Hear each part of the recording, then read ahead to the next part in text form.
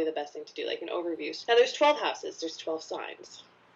Basically, this means that each sign rules over a house. I know, like, when you're really getting into it, you're like, what in the fuck is a house? What are Roman numerals? We don't even learn that in school anymore. I hate my life. But the first house, is ruled by Aries, because Aries is the first sign.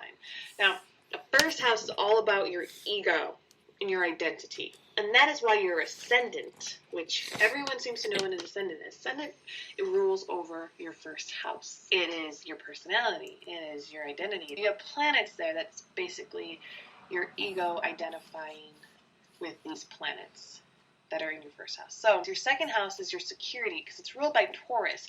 You think about soft things and just curling up with a good book and stuffing your face. So that's your second house. Any planets there will kind of show you how secure your life is.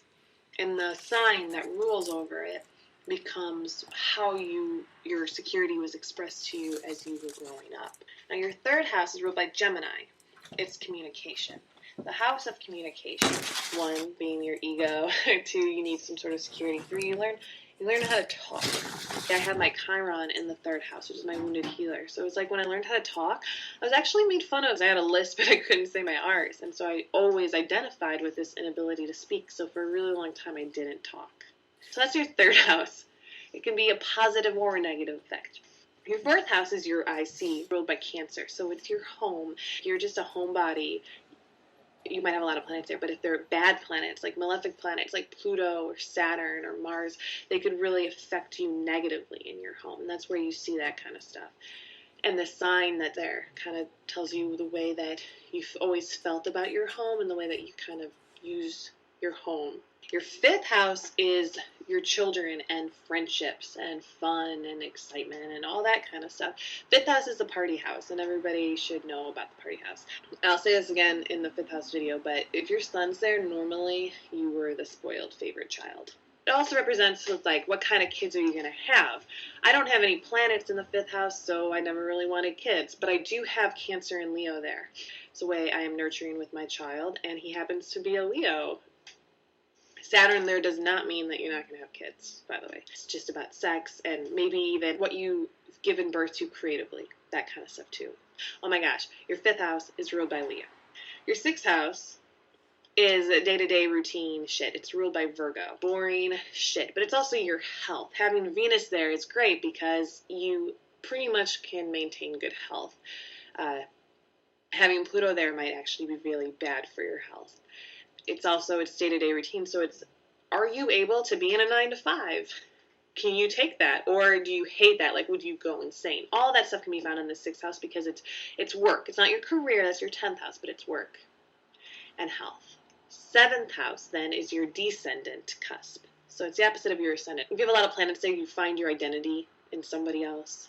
I also say the seventh house represents your second kid because your second kid represents your spouse, and your spouse is found in your seventh house. So it's all about other people. And that's why having your son there, like me, your son, not my child, my sun sign, in the seventh house is unfortunate because your identity is found in the way that other people are and like how the people you surround yourself with.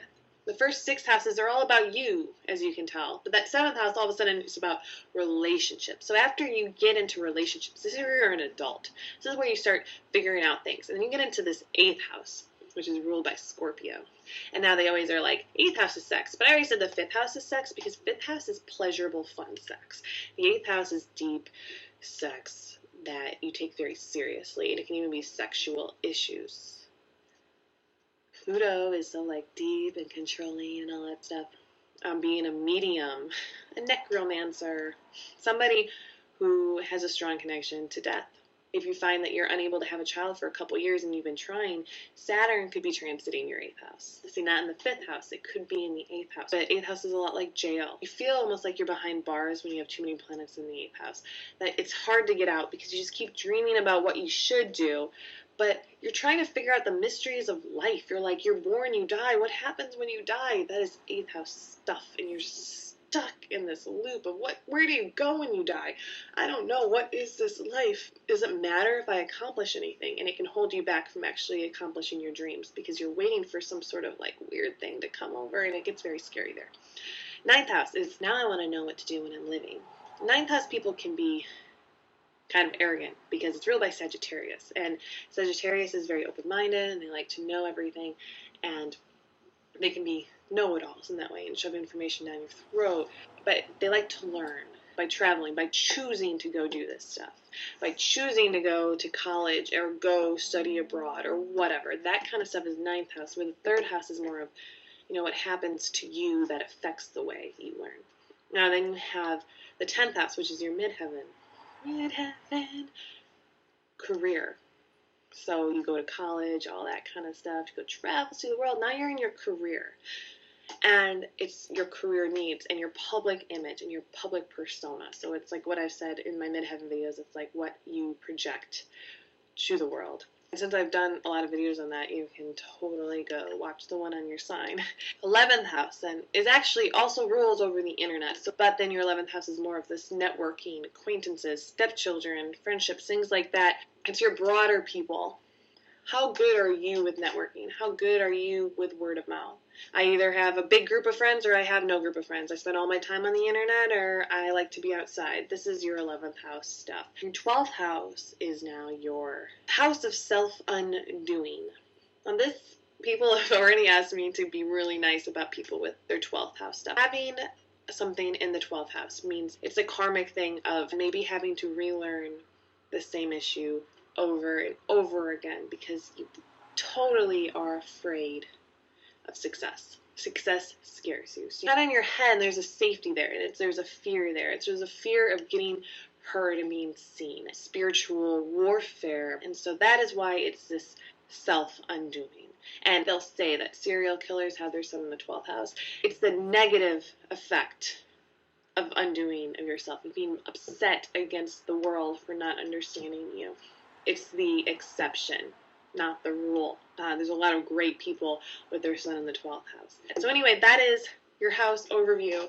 Can't wait to go into the rest so soon for you guys. All right, I love you. I'll talk to you later. Bye. I love you too, Alyssa. Well, I don't love you, but you're pretty hot. No, I think so. Sorry, that's not nice to say, especially when I'm married. But I do think she is a breath of fresh air and pretty damn good at astrology. She's getting a lot of flack lately, so she's not as upbeat as she just was in that video. But you get the drift. It's the ego.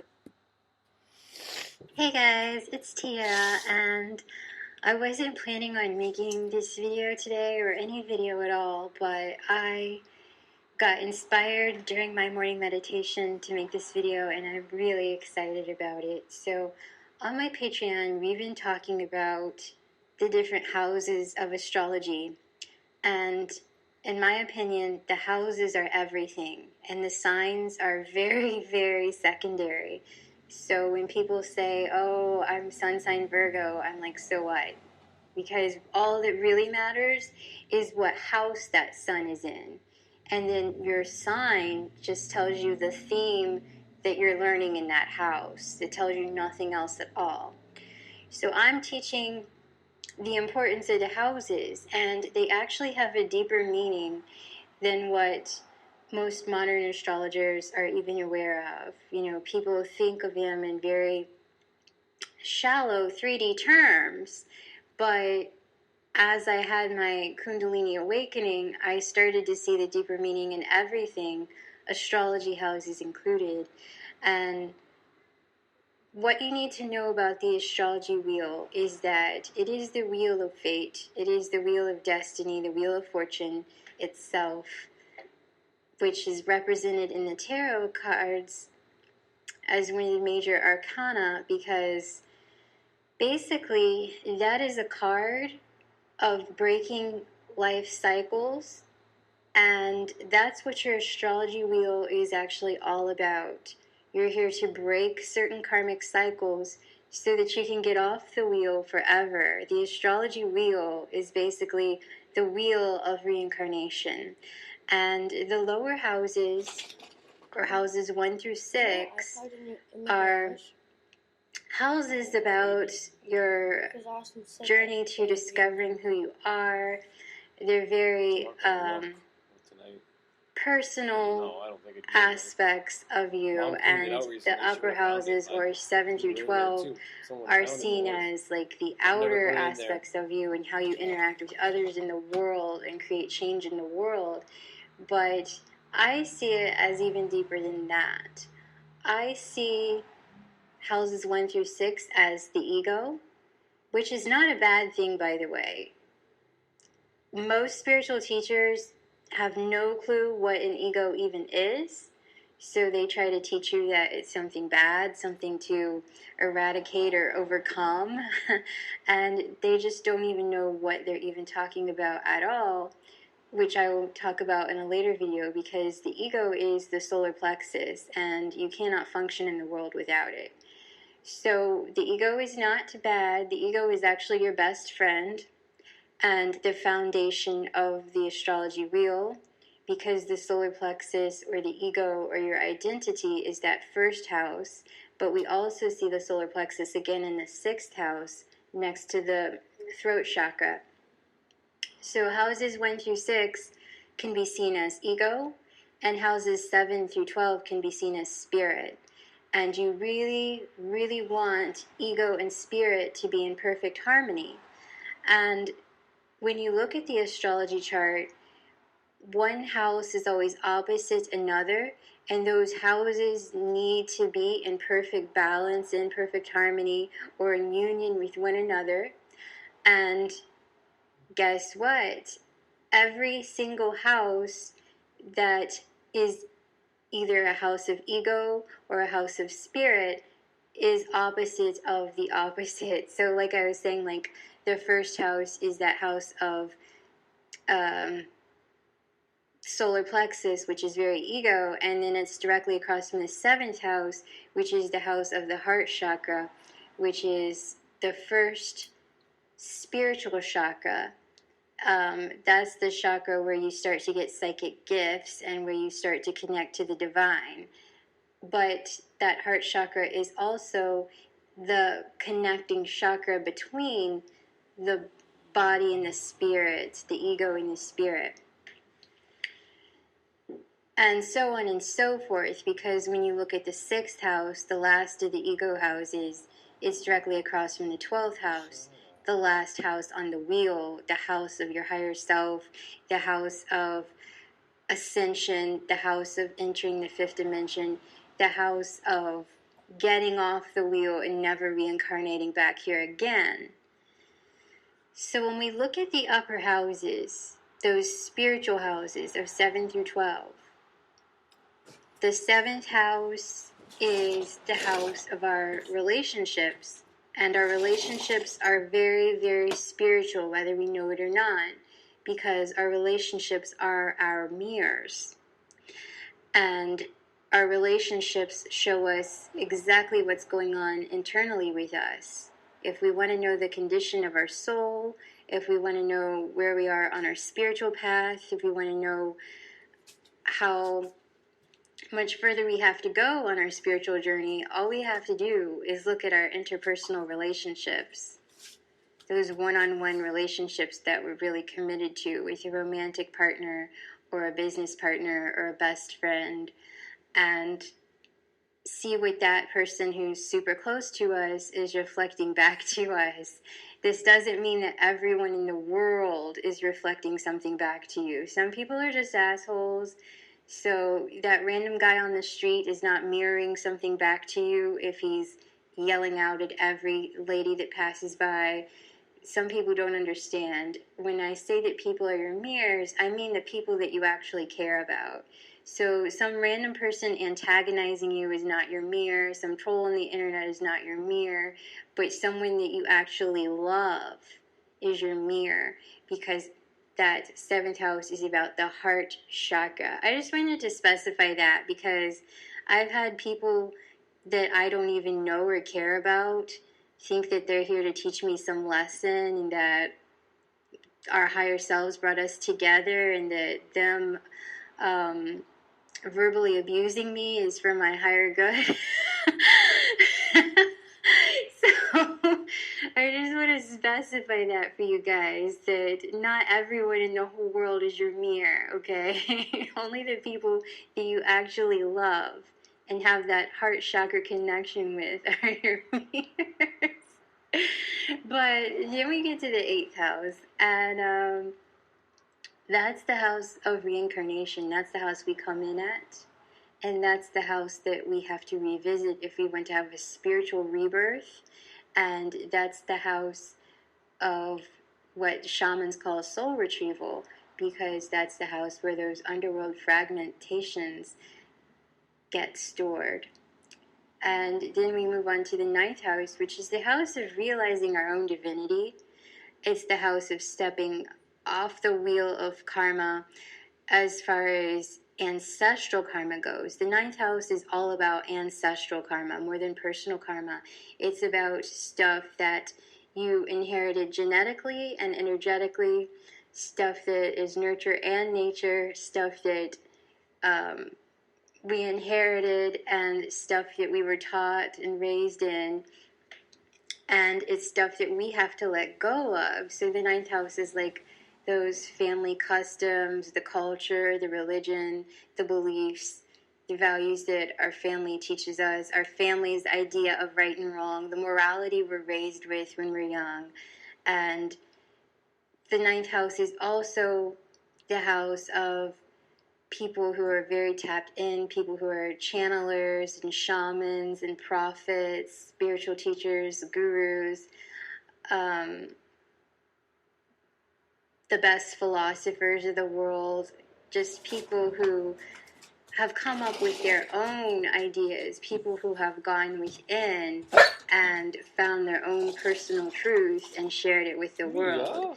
Yeah. And the thing of it is, we're all teachers, every single one of us, whether that's our profession or not. We're all teachers. So you have to get past that 9th house in order to get to your 12th house and ascend. You can't skip a house. And mastering that 9th house is all about mastering the 4th dimension. That's all about taking care of that crown chakra and letting go of this false identity that you've learned with all these beliefs that you've been taught, and letting go of this ancestral karma, these generational curses that you've been raised in, and breaking that toxic cycle and ending reincarnation itself within your bloodline, and not passing this stuff on to your children or your descendants who are descending back into the matrix, because we all come in through the same bloodline. So your ancestors become your children and you become your own grandchildren, and it's the cycle that we're all here trying to break. So the 9th house is super important in the ascension process. And then we get to the 10th house, which is basically the house of mastering the material physical world and becoming the authority of your own life and stepping into your power. And that's what happens when you realize your own divinity in the 9th house and break those cycles of being a slave to the matrix and ending those cycles of reincarnation. Then you're able to really be in your full power while you are still alive here on earth.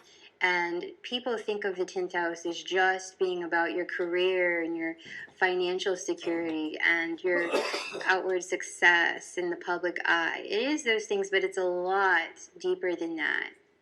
It's about really being in your personal power and being on top of the world, having let go of all physical material attachments. And because you've let go of those attachments, you're no longer a slave to them, and it just flows to you, and no one and nothing can hold you back anymore. No one's the boss of you. You are the authority of your own life. So the 10th house is super important, and it's not as shallow or 3D as most astrologers are looking at it as. Then we have the 11th house, which I'm going to focus on. And the 11th house is sandwiched in between that 10th house of coming into your own personal power and that 12th house of ascension, entering the 5th dimension and escaping this wheel of reincarnation itself.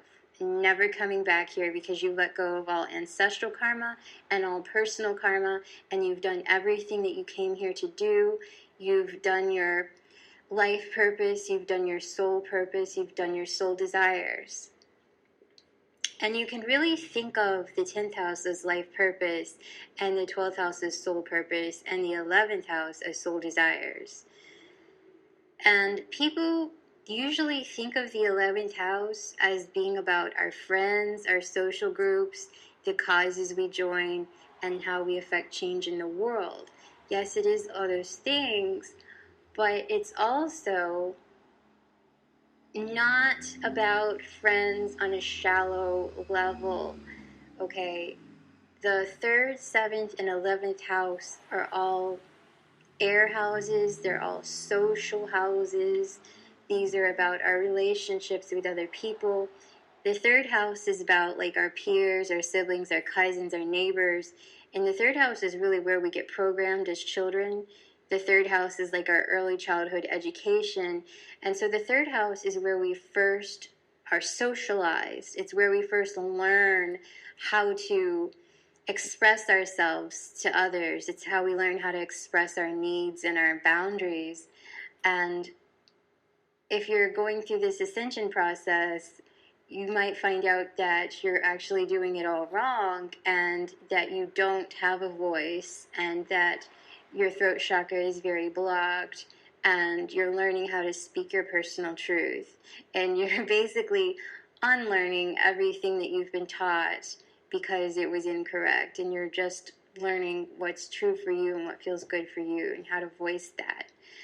The 7th house, like I said, is the house about our personal relationships, and it's a very spiritual house. It's not just about romantic relationships and marriage, because our relationships are so spiritual. The only way that we learn in this university that is the universe is through other people. Everyone is our mirror, everyone is our teacher, and we are the same for other people. We are mirroring back stuff to people, we are teaching people stuff, we are triggering people without even doing anything at all because we are just doing our thing, and it's making them it's forcing them to confront aspects of themselves that they aren't comfortable with. You know, when someone attacks you because they think that you're being overconfident, which there's no such thing as, it's them really saying, I don't have any confidence and I'm very triggered by you having some. So, you know, even Jesus had haters. You're going to have people that don't like you, especially as you're going through this ascension process. That's why I said be prepared to lose friends, although that's a contradiction in itself because we cannot lose anything or anyone that's meant for us. It's not possible to lose friends. If someone is really a part of your soul group, your soul family, or kindred spirits, even death can't separate you. So someone just, you know, leaving you in the dust, it's for your benefit. You might not realize it, but it is. You know, if someone leaves you, that's the universe saying, this person is not a vibrational match for you. And that's what I really, really want to talk about today, is just how important this 11th house is. This 11th house is not about those shallow friendships that you make, that you learned how to make when you were socialized as a child in the 3rd house. It's not about like, oh, I'm going to join this meetup group and hang out with all these people because we have this one little thing in common. Like, oh, we all love horror films, or we're all single moms, or, you know, I started a meetup group for people who were starseeds, and I thought, like, okay, these are going to be my people. Well, that's not what happened at all. These people were not my people, and that's not anything against them. They were lovely people. I had a good time talking to them. with the meetings that I had before I just gave up on the group, and I even went to some of their functions, but I just didn't feel that connection. I've actually felt really alone when I was with them. I felt more alone when I was with them than I would feel if I was at home with a book.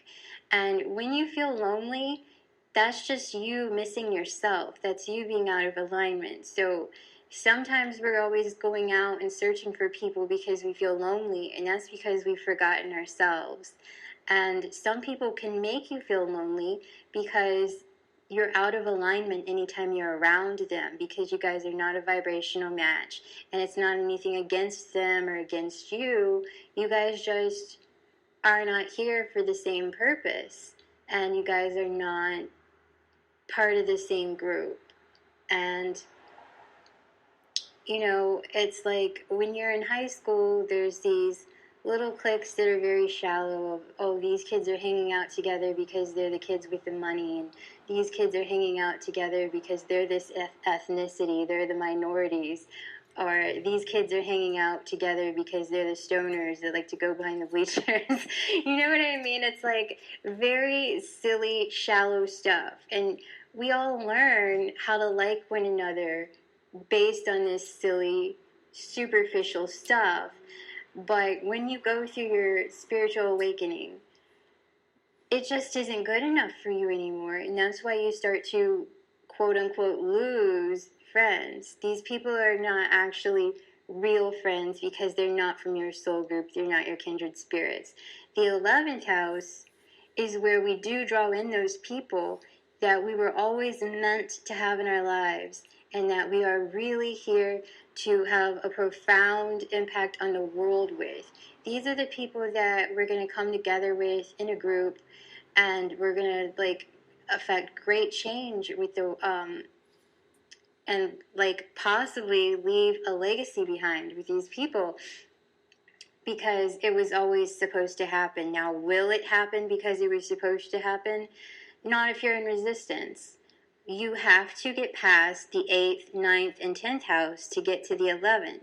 If you don't, your friendships are going to remain shallow, and you're probably going to be comfortable with that, because that's going to be the state of consciousness that you're at, where you're perfectly fine hanging out with these people who you just have silly things in common with. So we all really like to go out drinking on Friday night, so we're all going to go out drinking on Friday night. Well, if one of you were to raise your consciousness and say, I don't want to go out and drink every weekend, then you wouldn't have anything in common with them anymore, and they wouldn't be in your life. They wouldn't be there for you because they're not really your people. So once you get through that 10th house and you pass that, and you've really stepped into your personal power of who you are, that's when you start meeting people from your soul group, because you have raised your consciousness to the point where you're really who you are. You're who you were always meant to be. You are stepping into your higher self, or your original self, as opposed to your learned self that you've been taught that you are. And you've really just reached that place of no cap.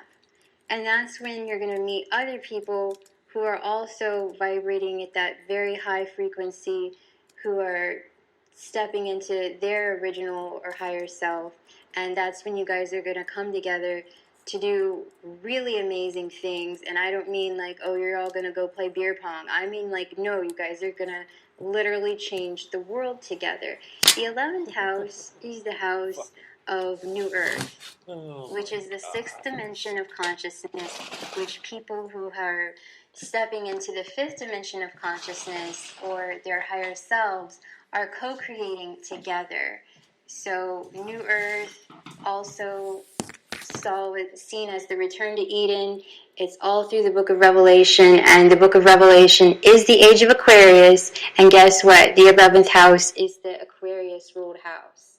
And the 11th house is ruled by both Earth and Source.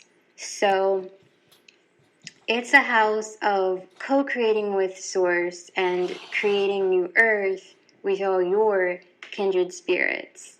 And it's also a house of wish fulfillment or soul desires, because when we look at the ancient numerology, both Earth and Source vibrate to the number 4.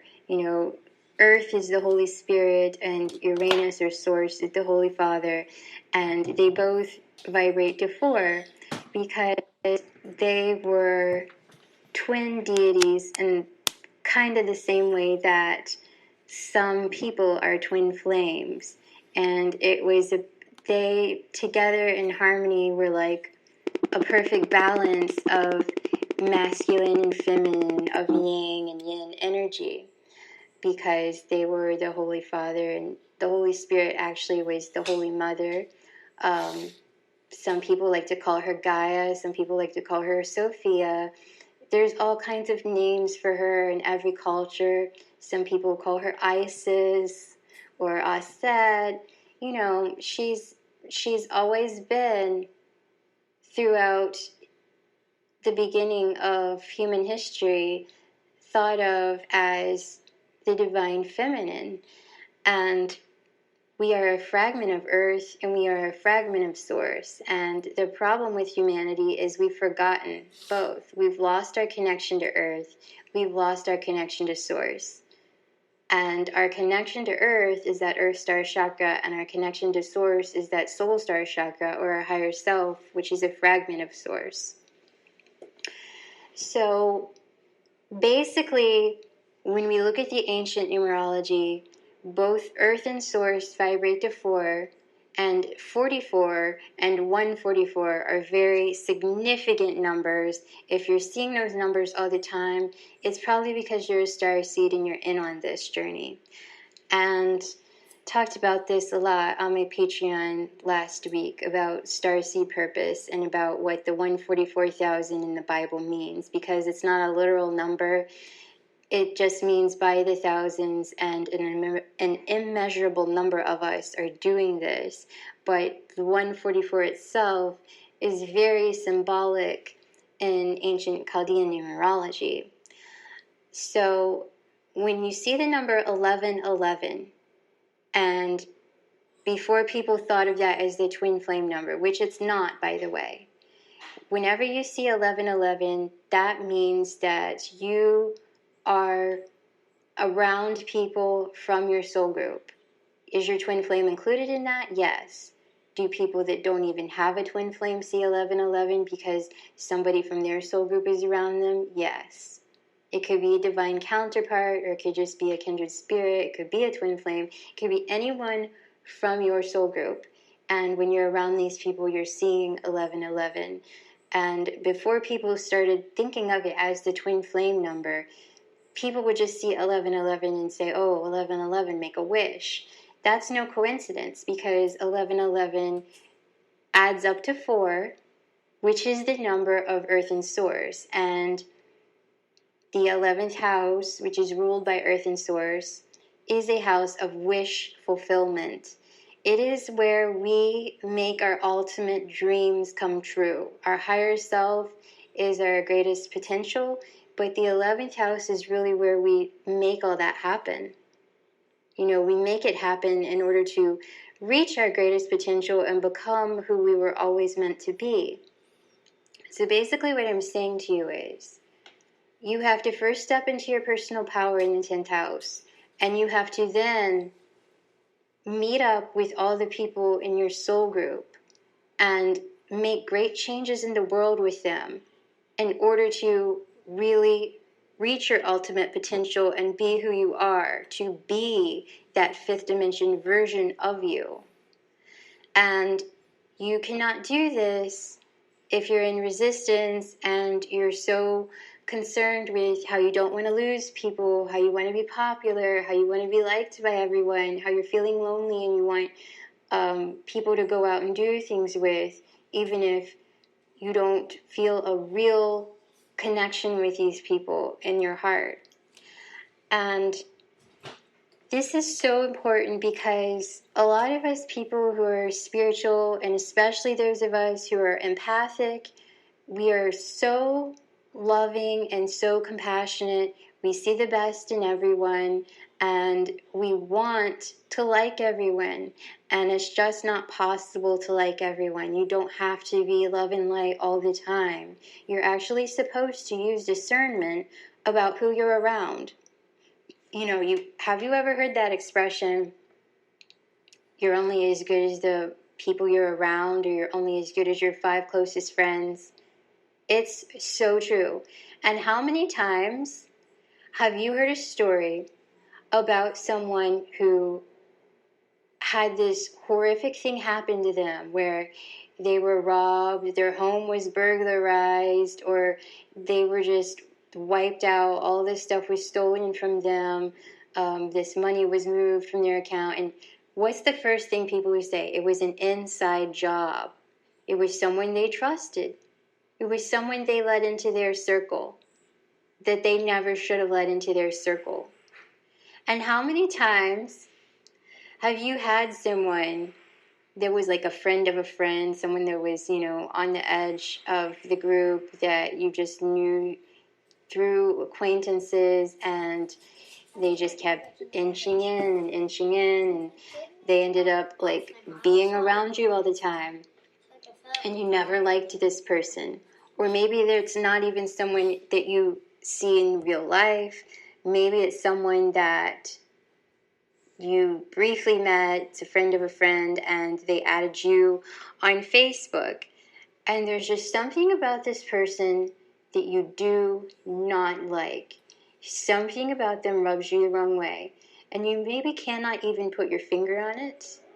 It's just a gut feeling. It's a very deeply intuitive gut feeling that you don't like this person. They rub you the wrong way. You don't like their energy. You don't want to be around them. You feel greatly uncomfortable. And I'm sorry for the noises. I just got myself a cat for my birthday, and he's very playful. But yeah, like you don't feel comfortable around this person. Or if you're not hanging out with them, every time they post a comment under your status, you just are cringing, and there's not even a reason for it that's logical. You know, they're very nice to you, maybe too nice to you. Like maybe they're doing all these heart emojis to you, you know what I mean? Like they might be like kissing your ass a little bit, but there's something that's off, and you don't feel comfortable trusting your gut. You're like, oh, that's silly. I shouldn't judge this person. I'm sure they're nice. Everyone else likes them. They haven't done anything to me. And then finally something happens. They cross a line. They get into a little altercation with you, or a little like debate with you that goes left. You know, it started out just a friendly debate, and it really turned nasty and ugly, and they said some things that crossed the line, and either you finally had a reason to block them, or they deleted themselves, and you just had a sigh of relief, like, oh, thank God they're gone. I know you've had that happen, but why is it that we have to wait?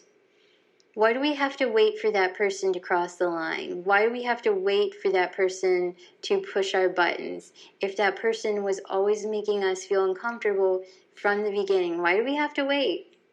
Why do we have to wait for things to escalate? Why do we even do little subtle things to make the situation escalate itself? Like, did you start that little argument with that person, just waiting for them to cross the line? Like, why do we wait for that? Why don't we feel comfortable instantly saying, nope, I don't like you, get out of my circle? Like, why don't we feel comfortable doing that from the get-go? Why don't we trust our own intuition? Why don't we trust what we feel as valid? So that's what you really need to start doing. And again, that's about that 10th house of being our own personal authority over our lives. Not feeling attached to any of this 3D stuff. Not feeling obligated to be liked, not feeling like we have to be nice, or we have to people please, or we have to be like whatever people think we should be. You know, people don't like that Capricorn energy of the 10th house. They don't like it because it's the boss of itself.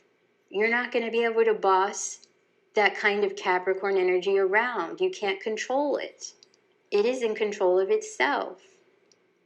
You can't play mind games with people who have mastered the lessons of Capricorn. And when people have stepped into their own power in this 10th house, you can't bully them into being your friend. You know, you can't make them feel like they're obligated to hang out with you, or they're obligated to be nice to you, or invite you over, or let you on their social media. You know, they can't bully you into that anymore. So that's a lesson that I'm learning that is kind of challenging for me, because I'm someone who's always seeing the ultimate potential in people, even if it's not there in this 3D reality. Like, I see people's higher self. I'm seeing, like, everything that they came here to become. And that's great for me as a teacher. I think that's why I have that gift, is because I can see stuff in my students that they cannot yet see in themselves. And because I'm seeing them in that light, I'm holding space for them to eventually see themselves in that light. But it kind of hurts me when I'm looking at friends or potential friends or romantic partners in that way, because not everybody is going to reach their full potential. Not everybody is going to become their original self or higher self. And so this is something that I'm learning in my personal life. You know, it's, like I said, great for me in my career, but in my personal life, not so much. I cannot think, oh, I really want to force myself to like this person and be nice to this person and give them a chance because they have so much potential. Or I don't want to date someone based on their potential that they may or may not ever reach. You know, it's like, that's not what we're here to do at all. We are here to reach our own personal potential and then meet up with the people who are doing the same. And you don't have to feel bad about it. You don't have to like everyone. You can love everyone, and you can feel that human empathy and compassion for everyone. You don't have to hate anyone. But loving someone and liking them is two different things, you know. You can have those toxic family members that you love dearly, but you don't have to like them.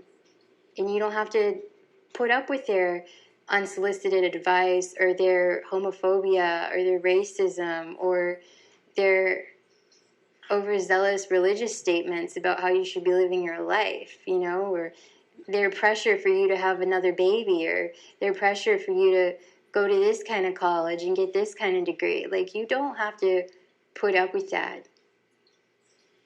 You get to decide your own reality.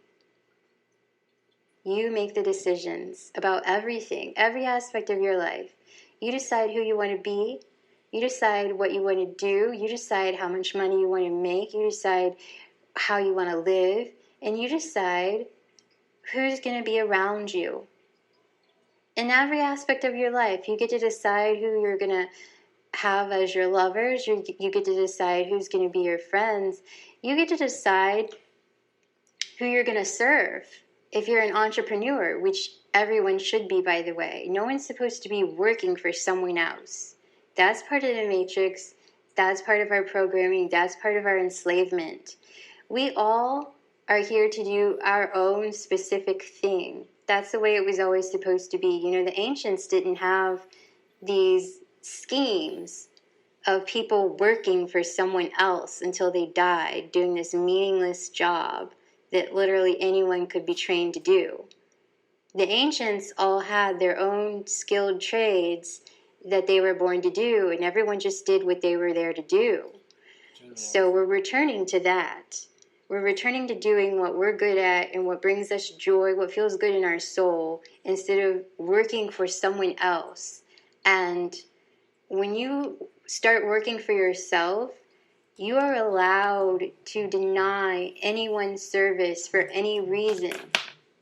You are not obligated to have anyone in your life as a client or a friend or an acquaintance or a family member that you associate with on a regular basis that irks your soul.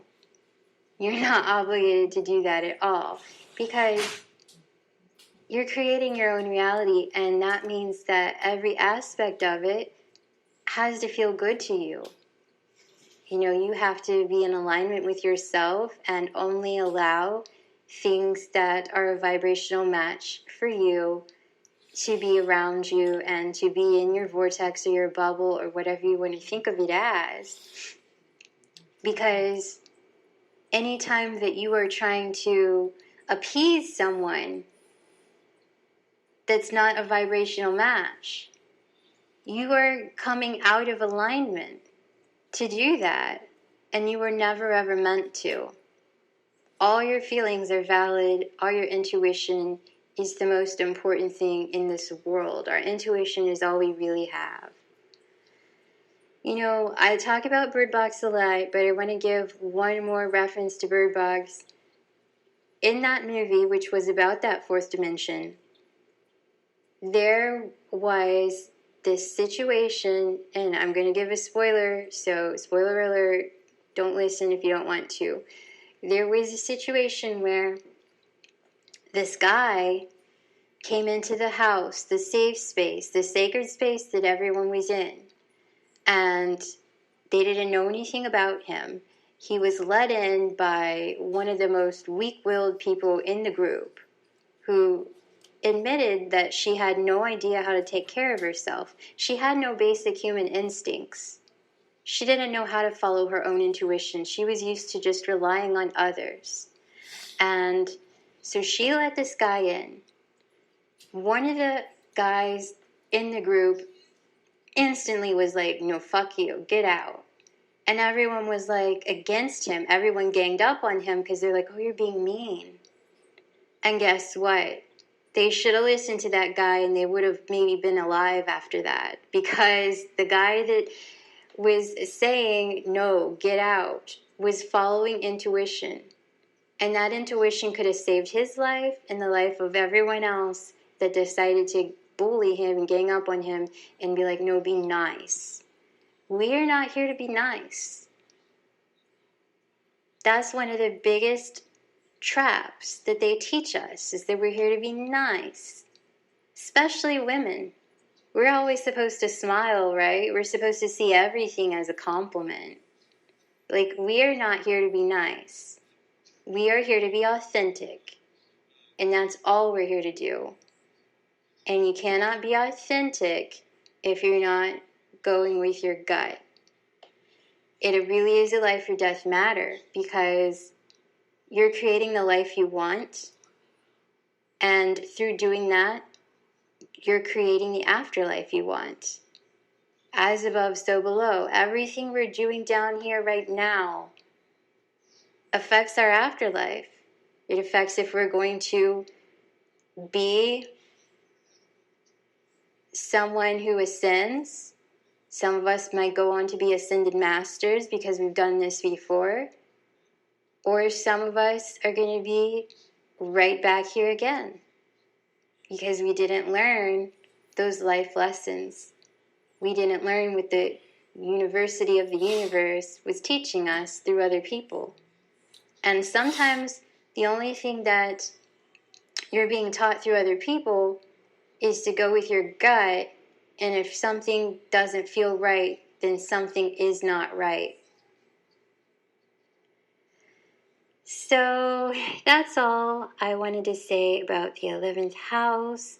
If you're interested in this kind of stuff, I do have a Patreon where we talk about this kind of stuff weekly and go into our personal guidance and get all kinds of really fascinating things from our higher self and support one another as a group.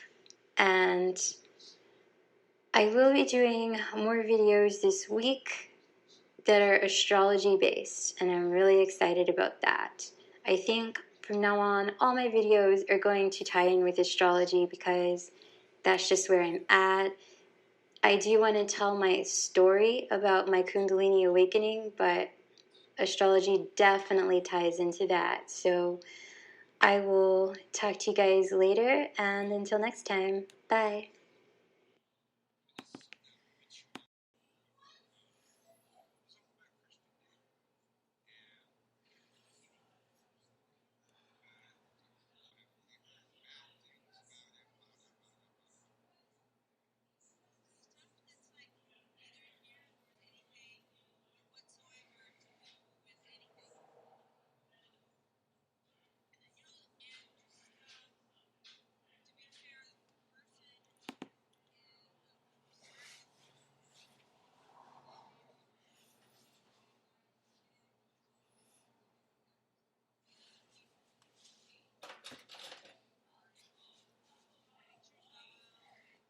So, I'm going to talk about the most important house in astrology.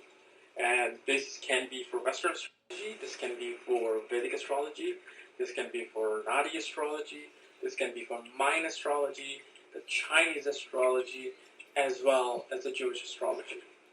And this is one house that not too many, especially Vedic astrologers, give too much importance to. They usually give importance to these other houses. So here we go. The most important house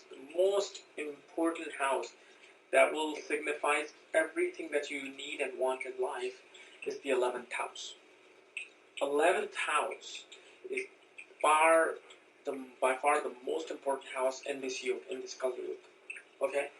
Because whatever you want in life, whether it's spirituality, whether it's material wealth, whether it's children, whether it's wife, whether it's house, whether it's vehicle, whether it's liquid wealth, anything and everything that you need only comes when 11th house is empowered, when 11th house is strong, when 11th house Lord is placed in a good place, when there are good planets in the 11th house. But pretty much any planet in 11th house, whether it's Rahu, Ketu, Saturn, Mars, Neptune, Uranus, any planet in the 11th house gives absolutely magnificent results. Some houses may delay certain things. Okay, so let's say if Saturn is sitting in the 11th house, it may delay children. But Saturn will give wealth, material wealth, very quickly. Okay, but the only way Saturn will give good results in the 11th house if the Lord of that 11th house is placed in a good position, or if Saturn is the Lord of the 11th house.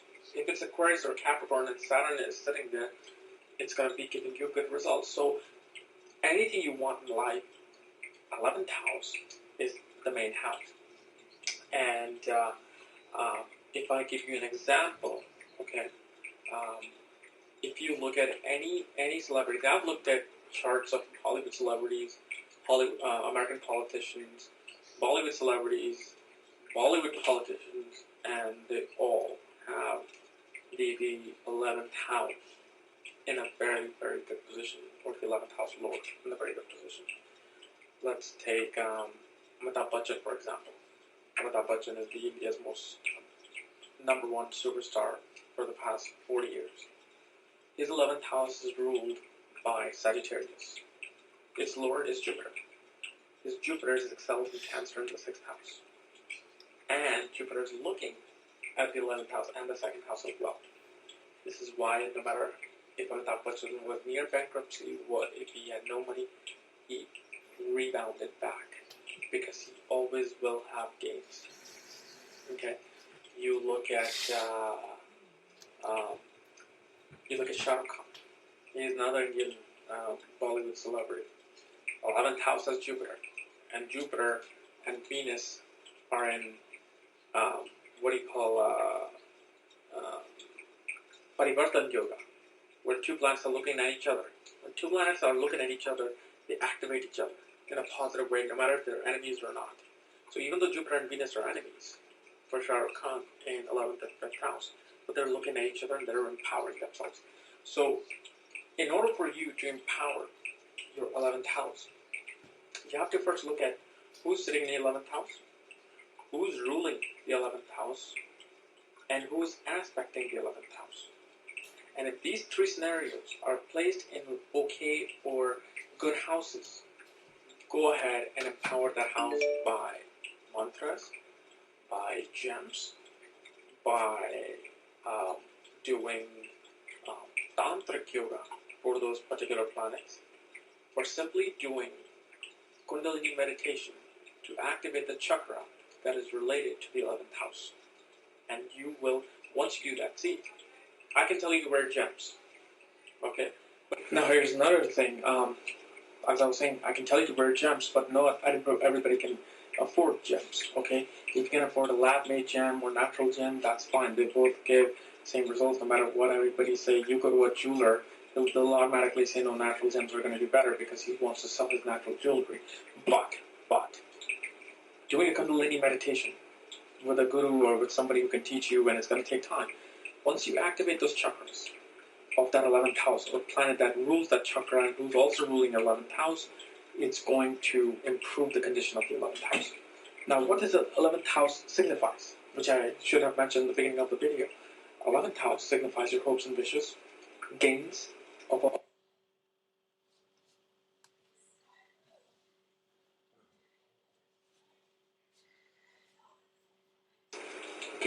friends, gains of money, or pretty much giving you a big networking circle that will also empower you to rise in life.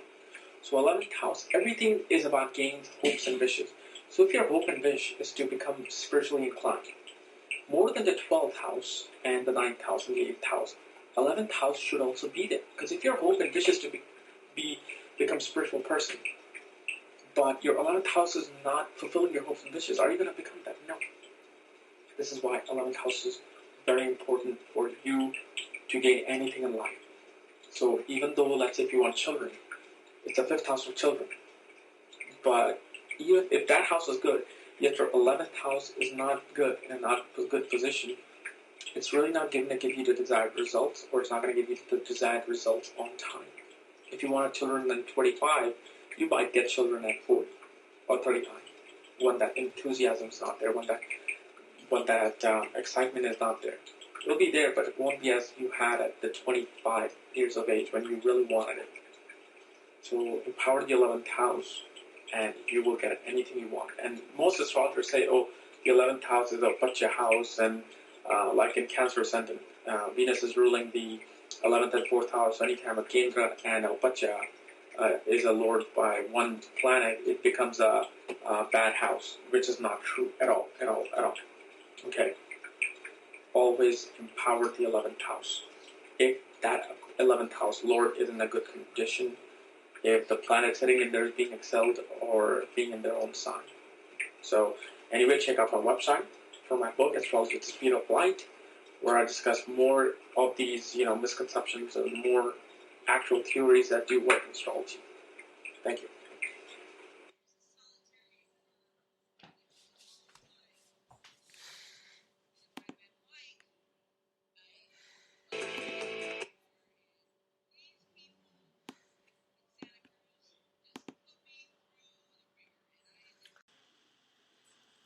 Since 2006.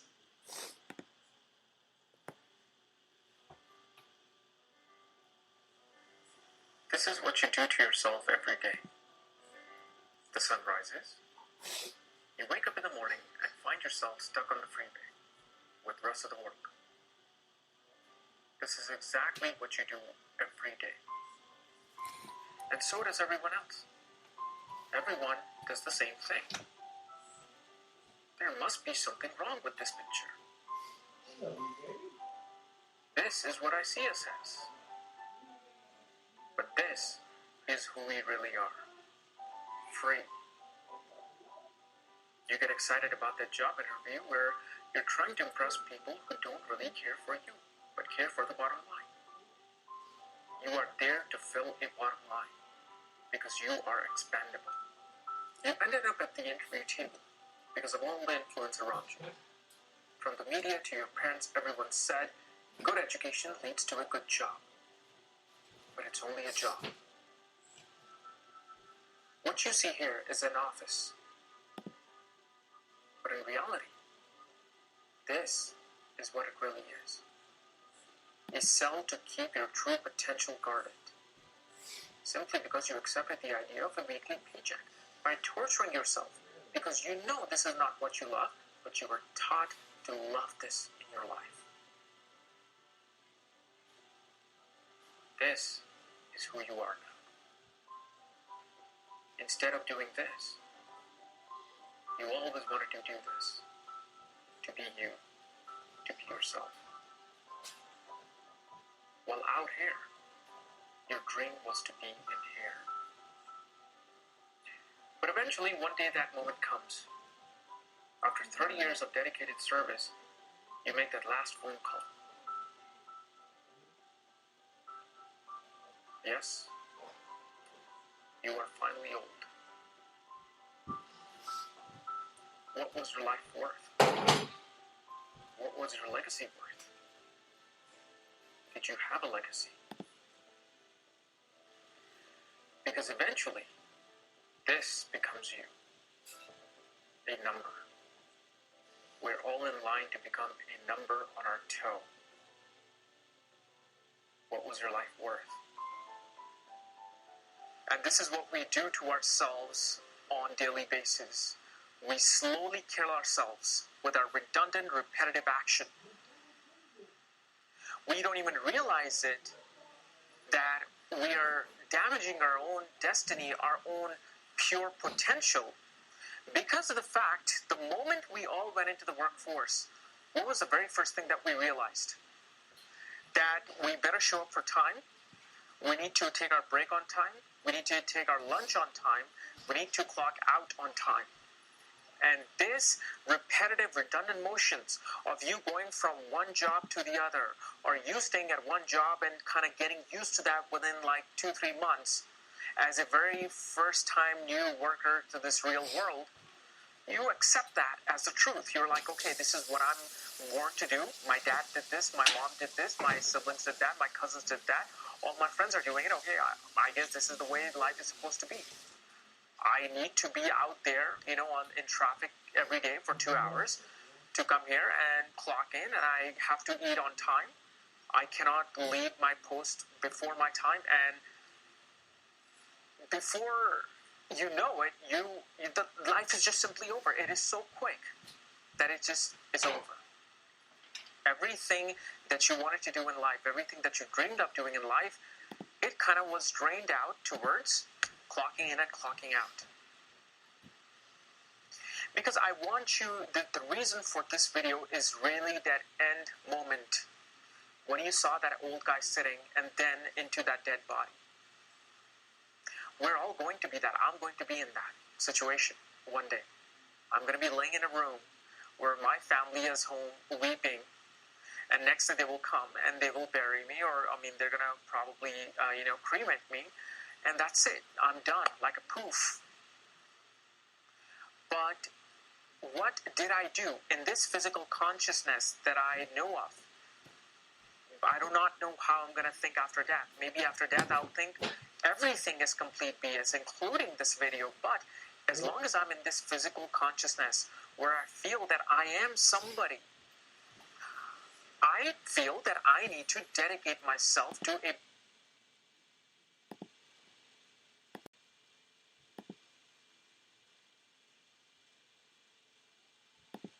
cause. I realized it.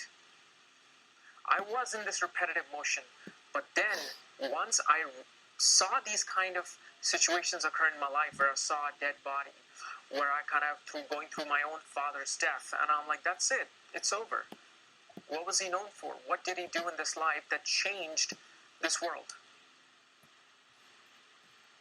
And that's where I kind of just had this motion in me that no, I need to get out of this. And once I got out of this pattern, this redundant, repetitive pattern, I finally awoke like, wow, what is wrong with the world? What is wrong with everybody? Even now, people around me are still follow these things, while 95% of the time I know that all of these people do not like what they do not want to do what they do. They want to do something different. Just on my Facebook page 2 days ago, I had a survey. I said type A if you want to do business in life, type B if you want to do job in life. Literally after 18 hours and thousands of replies, over 98% were A's. I want to do my own business. I'm tired of what I'm doing. And the problem is, it is hard to get you out of that automatic mode. Because it took 30 years. Whether you're 25 right now, 15 years old right now, 45. Let's say you're 35 years old. It is 35 years of built-up goop by people around you that said, go to school, get a good job, and build a little bit of life, and then you retire. Is that what all there is? Is that what you really think of yourself? As this person who is just there to give a service and then leave. Now, this video is not for a person who loves doing this. If you're dedicated to service, if you love being an administrative assistant, if you love to even, let's say, clean that golf course that is across the street, then this video is not for you. You are a woman. You know what you want. But if you are this person who kind of wakes up in the morning and presses that snooze button because you know you do not want to get up and be on that freeway for 45 minutes, hour and a half, because you just can't take that life. I used to dream the same way, where I used to work at 11 o'clock, in the afternoon, and I used to feel like, oh my God, I wish I could be playing basketball right now. What if I was just sitting by the beach right now? Is there a possibility in this life to do that? And guess what? On a Monday morning, this is one of my rituals. In the middle of the day, I just go and play golf, or I play basketball, or I go to the beach, because of the fact I wanted to live that life. And I'm now living that life, so I live that moment every day. That, wow, I am out here on a Monday morning, because the life that I built for myself allowed me to do this. I don't have to worry about somebody watching after me. Oh, he's not back from lunch yet. Oh, how come you're 5 minutes late? We have all gone through this bullshit, where this lady, this guy is watching at work and wants to, message in the manager, hey, he came in late. No. Is that what you're worth? Is that why you got student loans? Try calling her there. And so what you are telling me is that you getting that $100,000 student loan so you can finish that degree, that MBA, for you to sit in a cubicle, be a business analyst, be an accountant for a company who is paying service. Now remember this is the important part. This is where you start to realize, okay, there's something wrong. Is that they pay you this much for your talent, your services, which is worth this much. Because you know why? Out of paying you this much, your corporation is making this much out of you. And you don't even realize you didn't give that service, because it has been repeatedly, redundantly instilled within you that you are supposed to work, and we are supposed to be your bosses, and you're supposed to listen to us. Now, everybody's going to say you need an accountant, you need an administrative assistant, you need every position in this world to make a company work. Of course you need that. But remember, this video is not for people who want to do that. This video is for people who want to do something big, who want to leave a lasting legacy in their life. Because remember, like that old person, when you are at that age, when you're with this cane, when I'm with this cane in 40 years, 50 years, I want to be sitting under a tree or a bench in the morning and I'll be like, wow, that's it. My life was worth it. Because I gave something back to this world that is going to continue on in the most valuable way. And people also don't realize that this whole concept of, 40-hour work week, 8-hour day is something that was just invented just this last century in the Industrial Revolution, where in England, these big, capitalists said, let's set up a work schedule for people where they are working so hard that after they get out of work, they are actually using our own product. Let's say a person worked for a beer company, and he wasn't even, brewing beer. He was perhaps doing something else. He was like putting the coals into the heating thing back 100 years ago. He did that for 8-9 hours a day. Once that day was over, a person is tired. We're all tired. You work probably 17 hours a day, overtime, and you're tired. What do you do after that? You go to a bar and have a drink. You want to go out to a restaurant and eat. You want to go home, watch TV. And what happens is whatever you just made, which is nothing, you gave it back to the corporation that set this whole thing up for you. And this is why one day I was just like standing in my closet in the middle of the day. And my wife's like, well, what's wrong with you? And I'm like, wow, I did it. I am able to stand here at 10 a.m. in the morning and not have to worry about anything in this world, especially regarding the corporate world. The thing is, my whole majority of my life, until I was 28, until my Saturn return came in astrology, I was in this mode of working. I need a job, I need a job, I need a job, I need a job. If I want to do a business, I need capital, I need marketing, I need all the tools in this world that are impossible to come by. But once something just happened in the middle of the day at my job where I just stood up and walked out, I had it enough. I'm like, oh my goodness, I am 31 years old or 30 years old, and this is it. This is where I belong, in a mortgage company, doing loans. Nah, there's something got to be bigger than this. And once I got out, and once I made a decision, it's all about decision. Once I made a decision,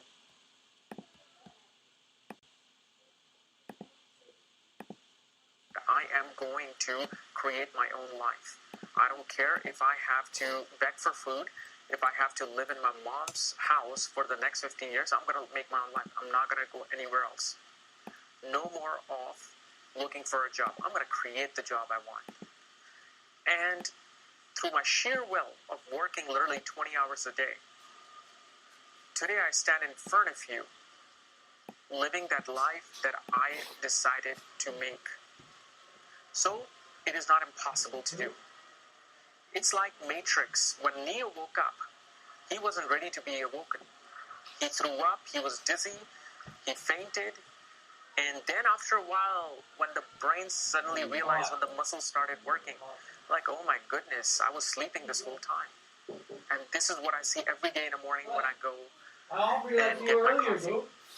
Every morning on a regular basis, I see people stuck in traffic. I see the bridges, the freeway overpass, just jammed. Everybody, all they're doing is just doing this one thing because they see other people doing it. While when I do career consultation, when I look at your charts, I see so much potential. I see so many great combinations. And I even see what exactly you want to do. And you confess to it, but the problem is, it's so hard for you to get out of it. You have this fear that, oh my goodness, how can I break this routine and security of having a job? Because look, once you have a family and you are doing this job, it is going to be impossible to get out. Because here's the thing, as far as astrological perspective is concerned, Saturn is the number one planet who either makes you a servant or makes you a boss. Remember, Saturn represents bosses, and Saturn represents a servant. Why? Saturn is routine, redundant work that you do every day. It's routine, redundant cycle in this solar system. Earth rotates, the sun rotates, all the planets are rotating on the command of Saturn repeatedly. And from that repetitiveness, something gets created. You have regular weather pattern, otherwise life will end. Saturn controls that. But Saturn says this: you can do the routine, repetitive steps every day and end up like 99% of the world who's just on the freeway and going to work that they do not like doing. Or you can start doing routine, redundant steps in your life that will end you up on the chair of the boss. And this video is not about demonizing education. Like, oh, don't go to college and don't do that. No. Because of the fact I see people who should have been astronomers instead of IT professionals, who should have been doctors instead of, just being teachers in high school. So it's not about you leaving education. It's about you using the education with the tide of your chart, not against the tide of your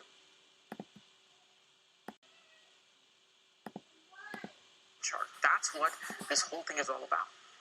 Is you using all the energies of the planets, your will, your confidence, everything towards the right direction.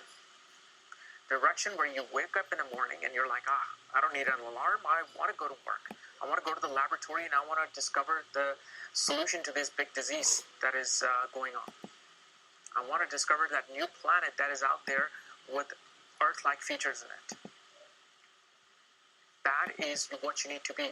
It's like LeBron James said. You need to be a goat. Most of us are sheep. I was a sheep. Until I decided to be a goat. What is a goat? Goat is greatest of all time. That's what you want to become. Greatest of all time. Even if I don't become a goat in my life, that's my aim.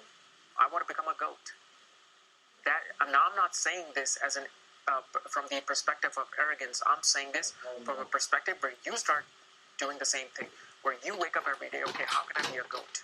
I'm tired of being a sheep. I want to be a goat. That's what you need to do. That's what you need to strive towards. So next time when you wake up